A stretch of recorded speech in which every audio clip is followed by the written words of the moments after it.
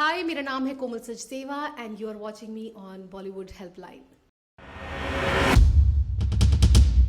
Hello hi, this is Shweta and you are watching me on Bollywood helpline. आज हमारे साथ है, जहां फिल्म डंकी ने पूरे हिंदुस्तान में डंकी बजा दिया है, वहीं हमारे साथ है डंकी के स्टार कास्ट कोमल सचदेवा। सो हम उनके साथ चलते हैं, जानते हैं क्या कुछ उनका एक्सपीरियंस रहा है शाहरुख खान सर के साथ, तापसी पन्नू एंड विक्की कौशल। सो कैसी हैं मैम आप?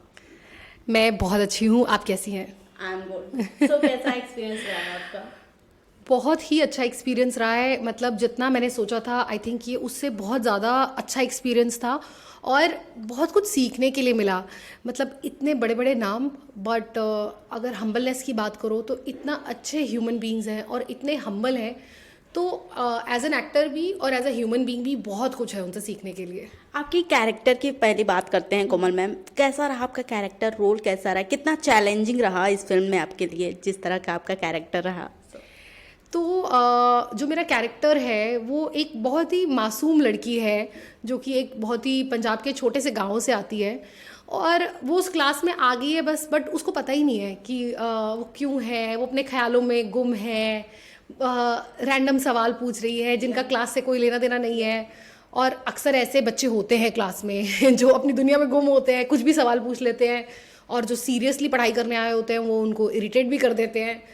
तो बहुत मज़ा आया और बहुत मेरे दिल के करीब का भी ये कैरेक्टर था, क्योंकि मैं ऐसी ही थी स्कूल में कि अपनी मस्ती में कभी होमवर्क हुआ कभी नहीं हुआ, बस खुश हूँ बस जीवन में। अगर मैं इस फिल्म की बात करूं, जिस तरह इस फिल्म में हर कोई इंग्लिश सीखने के लिए, फॉरेन जाने के लिए इतना जद्दोजहद में लगा हुआ है।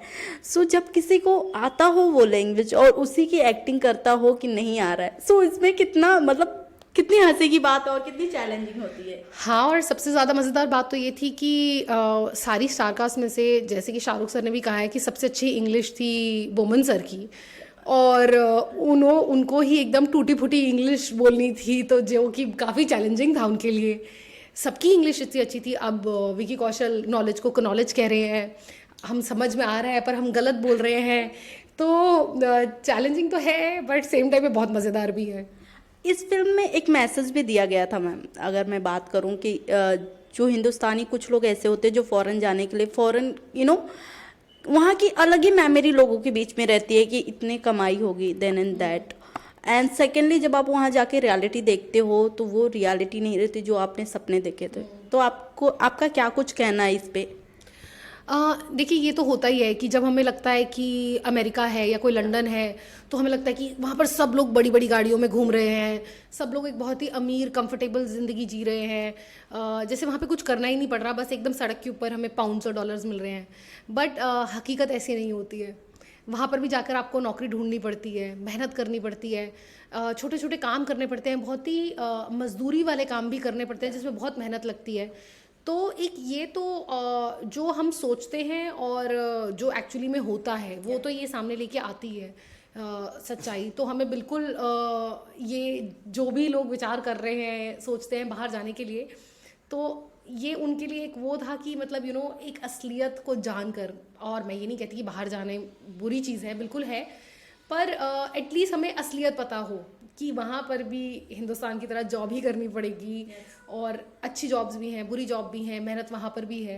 ये हमें एक थॉट हमारे दिमाग में क्लियर होना बहुत ज़रूरी है। जिस तरह इस फिल्म में बड़े बड़े स्टार थे, तो मैं ये भी जानना चाहूँगी ऑन स्क्रीन कैसी केमिस्ट्री रही है एंड ऑफ कैमरा कैसे केमिस्ट्री रही है आप सभी के साथ में? आई थिंक जब तक मैं पहले दिन सेट पे पहुंची नहीं थी, मैं बहुत नर्वस थी कि इतने बड़े बड़े स्टार्स के साथ मैं काम करने वाली हूँ और मेरे सारे सीन्स ही सारे स्टार्स के साथ थे।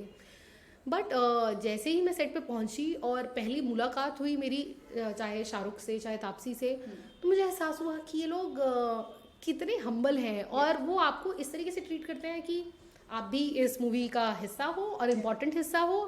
और उतनी इम्पोर्टेंस देते हैं आपको। बिल्कुल उनके अंदर वो चीज़ नहीं होती कि हम तो बहुत बड़े स्टार हैं, और फुल मस्ती होती है, दोस्त की तरह रहते हैं, टीम की तरह रहते हैं। तो इसलिए काम करने में मज़ा आता है, इसलिए परफॉर्मेंस भी बाहर निकल के आती है।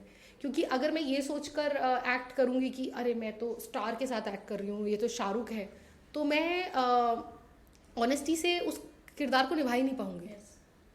बट क्योंकि एनवायरनमेंट इतना अच्छा है कि सब दोस्त की तरह बिहेव कर रहे हैं, टीम की तरह बिहेव कर रहे हैं, तो आप भी अपना काम अच्छे से कर पा रहे हो। रिसेंटली विक्की कौशल ने अपने एक इंटरव्यू में कहा था कि नो उनका एक शूट था शाहरुख खान के साथ में, बट किसी सम रीज़न की वजह से शाहरुख को दिल्ली जाना पड़ा, जिसकी वजह से उन्हें बॉडी डबिंग के साथ उन्हें वो रोल को ऑन स्क्रीन प्ले करना पड़ा। बट शाहरुख ने कहीं ना कहीं उन्हें इस बात के लिए सॉरी बोला। देन आपको इस पे आपका क्या राय है कि शाहरुख रियल लाइफ में भी ऐसे हैं on screen and on camera? Shahrukh sir बहुत हम्बल है और बहुत ही अच्छे इंसान हैं। वो आपको ही ऐसा फील करा देंगे कि आप में ही कुछ खास बात है और आप ही स्टार हो। और मैनर्स और कर्टेसी की बात की जाए, जो हमारे पे मतलब चाहे हम कितने भी बड़े हो जाएं, वो हमें कभी छोड़नी नहीं चाहिए। तो उनमें वो आज तक छूटी नहीं है। अगर उनसे कुछ हो जाए तो वो सॉरी बोलने में, थैंक यू बोलने में, गॉड ब्लेस यू बोलने में कभी कोई कमी नहीं रखते। वो एक पॉजिटिव एनवायरनमेंट और ये इस तरीके का बना के रखते हैं। तो डंकी की बात करें कोमल, तो डंकी जिस तरह से डंकी मचा रही है, डंका पीट रही है हिंदुस्तान में, इस पे आपके फैमिली फ्रेंड का रिएक्शन क्या था? सब लोग बहुत ही खुश हैं और मेरे मामा तो रोज़ मुझे एक स्क्रीनशॉट भेजते हैं कि देखो अब इतना कमा लिया डंकी ने, अब देखो इतनी न्यूज़ में आ रही है। तो ऑफ कोर्स बहुत एक्साइटमेंट है और आपने इतना लंबा टाइम एक प्रोजेक्ट पे काम किया है, उसको सक्सेस मिल रही है, तो बहुत ही मतलब ये ड्रीम कम ट्रू वाला स्टेट है। बहुत खुशी होती है, मतलब जो जिस तरीके का रिस्पॉन्स आ रहा है डंकी के लिए, आई एम वेरी हैप्पी। सो इसके बाद का अपकमिंग प्रोजेक्ट क्या है आपका? तो अभी डंकी के बाद मैंने शूट किया है चाचा विधायक है हमारे के लिए, जो कि अमेजॉन प्राइम पे है। जाकिर खान इसके मेन प्रोटोगनिस्ट हैं। उसका शूट कंप्लीट हो चुका है, वो आएगा अराउंड फेब या मार्च में 2024 में। और उसके अलावा 2 प्रोजेक्ट्स के लिए मेरी ऑलरेडी बात चल रही है। सो आप कौन से सुपरस्टार के साथ आपकी अपकमिंग प्रोजेक्ट आने वाली है, उसके बारे में क्या कुछ कहना चाहेंगे?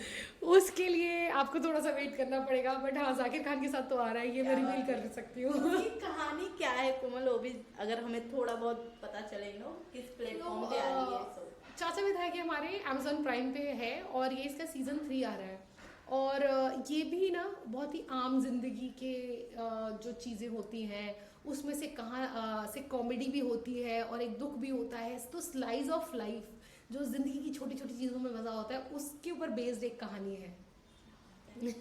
सो thank you so much Komal अपनी कीमती वक्त देने के लिए।